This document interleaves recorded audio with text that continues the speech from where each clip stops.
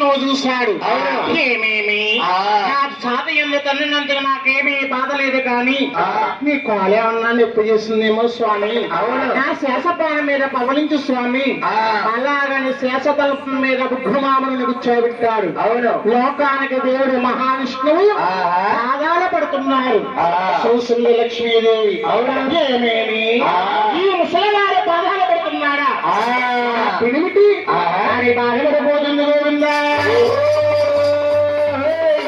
అయ్యో రాధా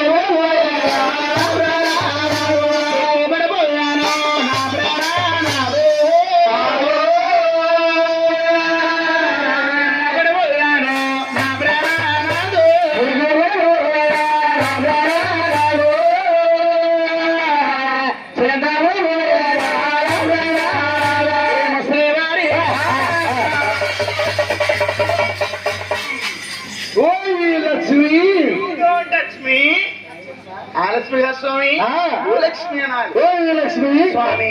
ఏంటి నేను ముసలివారిన గెట్టాల మీసాల వారిగా ఉంటేను ముసలివారు అనుకున్నాను మనేంద్ర. మేము ఎన్నటికీ ముసలివారము కాము స్వామి. మీరు ముసలివారు కాకుండా ఏం పుచ్చుకుంటారు? అమృతం పుచ్చుకుంటాం. అమృతం అంటే పైనుంచి ఎలా కొత్త అది తెలీదా నీకు? అది ఆకాశం నుంచి హిమాలయ పర్వతాల నుంచి రిపు రిపు రిపు రిపు మంట వస్తే మేము దోసుట్లో పట్టుకుని సేవిస్తాము. అయితే మిమ్మల్ని ఏమైనా పిలవాలి? ఋషి ఋషి ఋషి అని పిలవలే స్వామి. కానీ ఆవిడ సీడ్ సభలు లేదమ్మా కాపేశ్వరం స్వామి మమ్మల్ని మహర్షి అలాగే ఆయన ఎవరమ్మా నడుతుంటారు.